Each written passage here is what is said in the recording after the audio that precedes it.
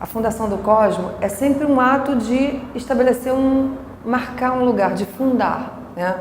Então, para que haja o cosmos, algum deus, algum demiurgo, né, teve que criar esse cosmos, esse espaço, né?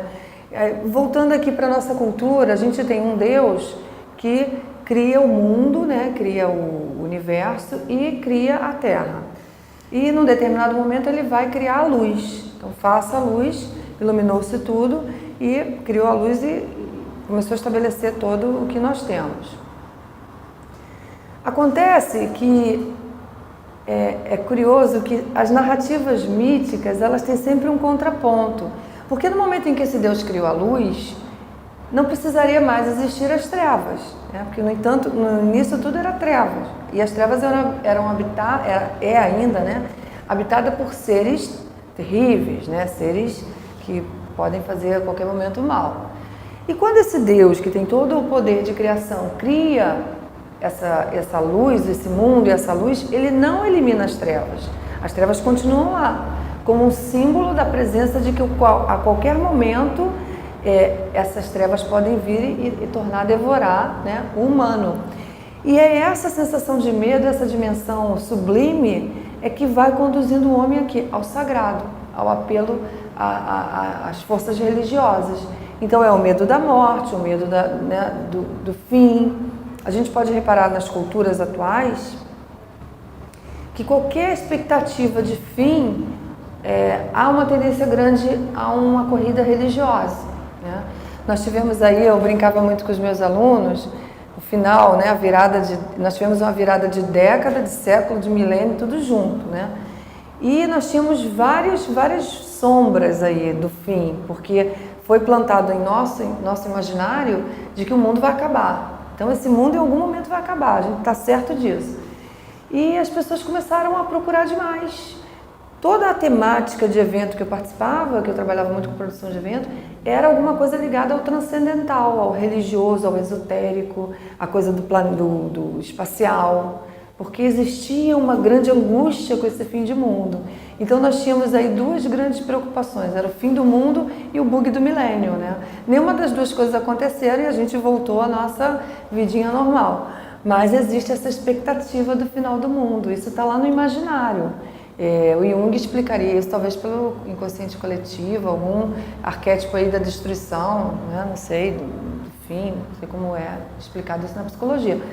Mas nos mitos a gente vai explicar como exatamente essa memória mítica compartilhada, né, que as culturas compartilham e que fica, de alguma forma, fica nos grupos e que são herdados, né, a gente herda isso e está aí.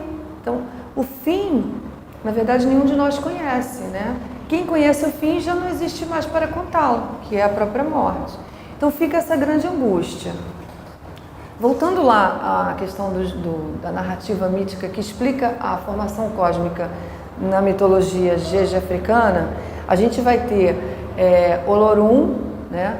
E Olorum, então, que é o Deus Supremo, ele vai chamar Obatalá e Oduduia. Oduduia é o princípio feminino, tem sempre um princípio feminino e um masculino. Acredita-se até porque o ser humano não conhece a sua própria experiência de procriação, de reprodução, de manter a vida, essa experiência da união entre o feminino e o masculino. Então há sempre esse princípio. E é muito bacana isso, porque a gente vê como os mitos africanos ou os gregos, eles são meio sórdidos, eles traem, eles enganam, né? Eles se trapaceiam, não é essa coisa de um Deus inatingível. Então, Olorum chama Obatalá e dá a ele a condição de criar o universo, né? Mas existia e ainda existe um orixá, que é um deus, que se chama Exu. Exu, hoje, em algumas leituras, ele é considerado o capeta, mas ele não é o capeta. Exu é o Hermes na mitologia grega, ele é o mensageiro. Então é o Exu quem vai levar a mensagem dos homens aos deuses, tá? Tudo que você precisa na Terra, você pede a Exu, e Exu então encaminha isso aos orixás. Tanto que quando a gente vai para um ritual no candomblé, os orixás não falam, eles dançam eles participam da roda, mas eles não falam. Quem fala conosco são os Exus, né? São as pessoas que incorporam os Exus. Exu, então, o Batalá deveria ter feito uma oferenda para Exu, para ele poder então pegar e seguir caminho e criar a Terra e os seres humanos. O Batalá ignora e vai embora seguir o caminho dele. Exu fica muito contrariado e apronta contra o Batalá. Faz ele ter muita sede e coloca no caminho dele um cacto chamado, acho que é Eporioque, se eu não me engano é esse o nome. E esse cactus, a água desse cactus daria muito sono. Então o Batalá toma o suco desse cactus e cai em sono profundo. Aí Exu chama o Duduia, Exu conta a Olorum vai chamar o Duduia e dá a ela então a designação de criar os seres e a terra. E aí o Duduia vai, claro, já sabendo do que Exu fez, oferece lá um grande presente a Exu e consegue então criar a terra. Quando o Batalá acorda e que vai se justificar, aí o Olorum então vai dar ao Batalá a incumbência de criar os orixás, que eram os deuses. Então, em princípio, a terra é criada pelo princípio feminino, o Duduia, e o masculino, que é o Batalá. Aí, nessa história da criação dos deuses, dos orixás, então, o Batalá chama os orixás e pede que eles... Aí é uma relação bem próxima ao mito cristão, né, do homem ser criado do barro. Tem uma relação muito próxima.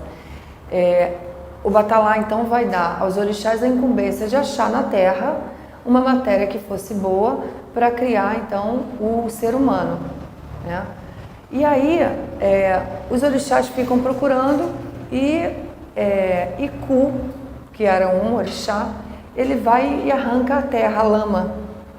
Arranca a lama era perfeita, mas a lama chora. Os outros orixás recuam, não vamos deixar aí.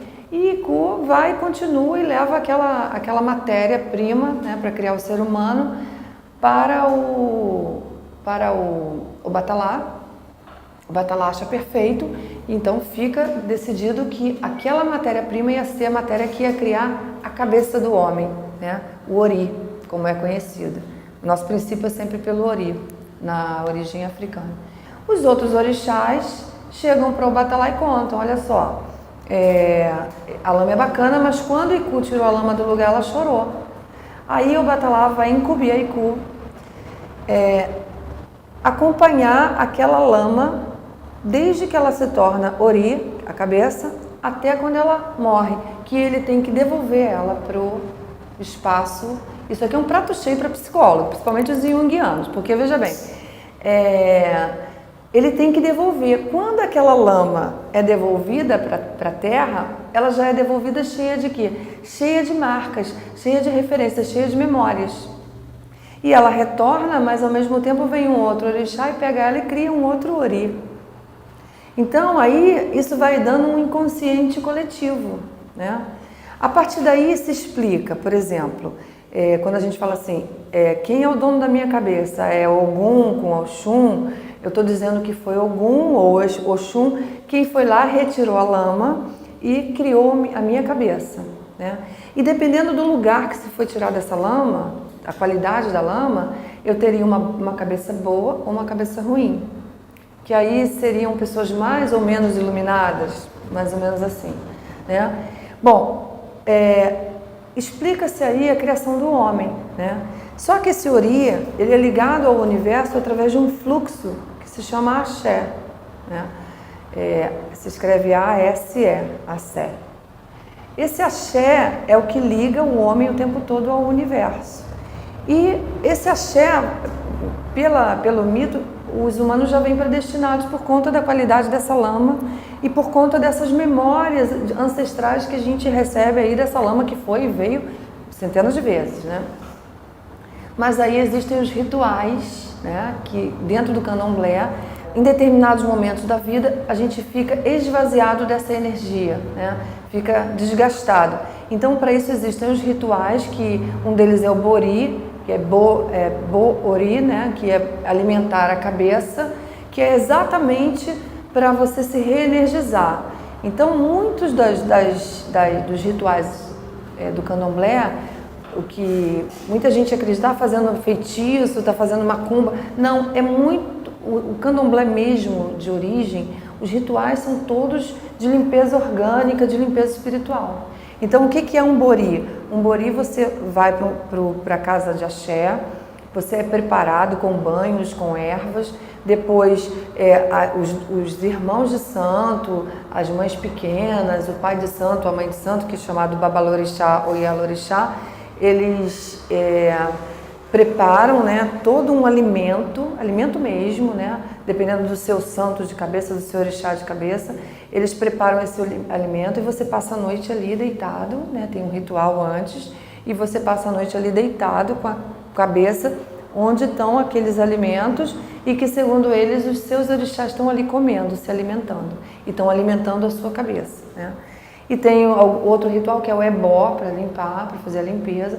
Então são vários rituais que estão ligados ao quê? Ao princípio, à narrativa mítica.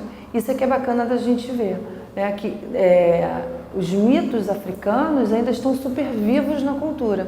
Tem mitos que vão morrendo ao longo do tempo, né? Não se sustentam. Eu gosto muito de falar sobre isso, porque agora, inclusive, a gente está falando muito do nazismo, né? A gente está vendo um movimento nazifascista voltando e, na verdade, seria muito bom que as pessoas entendessem melhor as culturas para ter menos esse preconceito. O que houve com a escravidão do negro foi uma crueldade tamanha que a história não dá conta de contar, né?